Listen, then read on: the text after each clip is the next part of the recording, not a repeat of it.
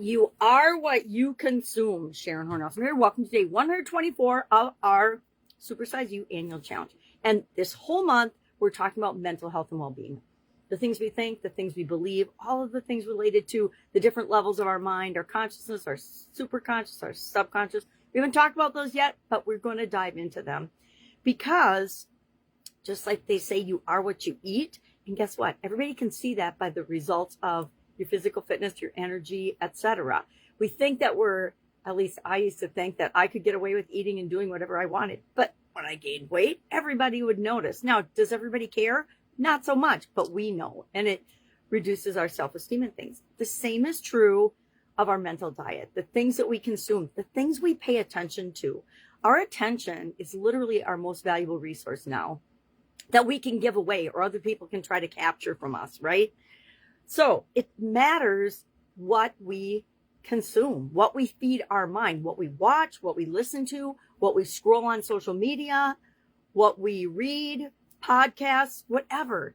Readers are leaders, by the way. If you don't read every single day, and I'm not talking reading text messages on your phone, I'm talking pick up and actually read a book, something that nourishes your mind and gets you thinking.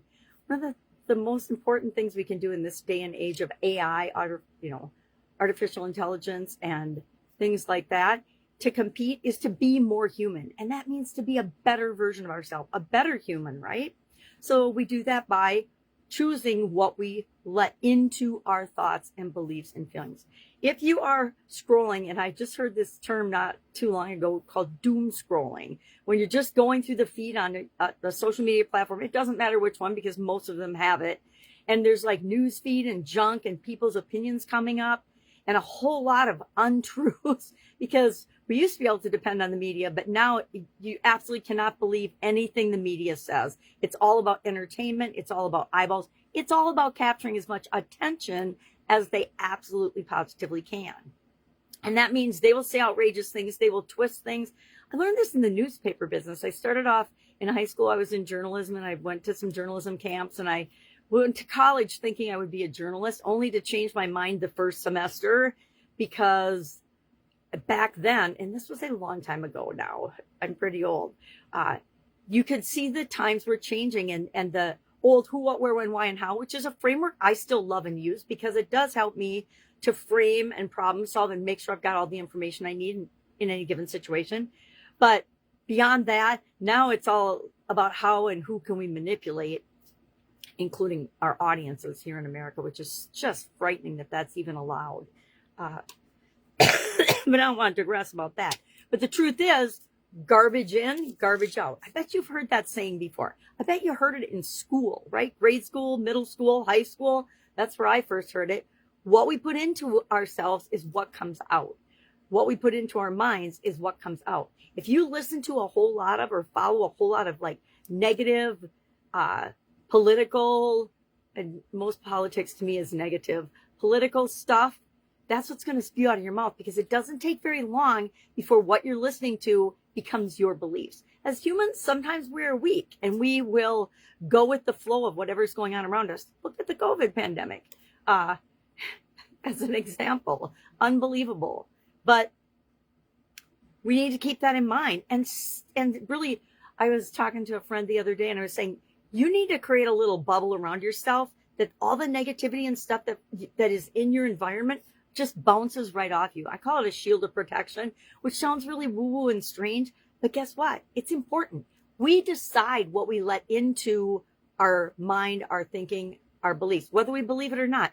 And the more negative you're inundated with, the harder that is and the better shield or bubble of protection you need to form around yourself.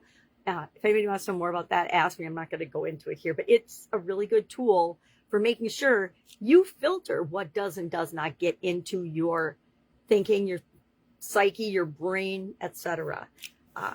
I, for this very reason, turned off the radio in my car decades ago.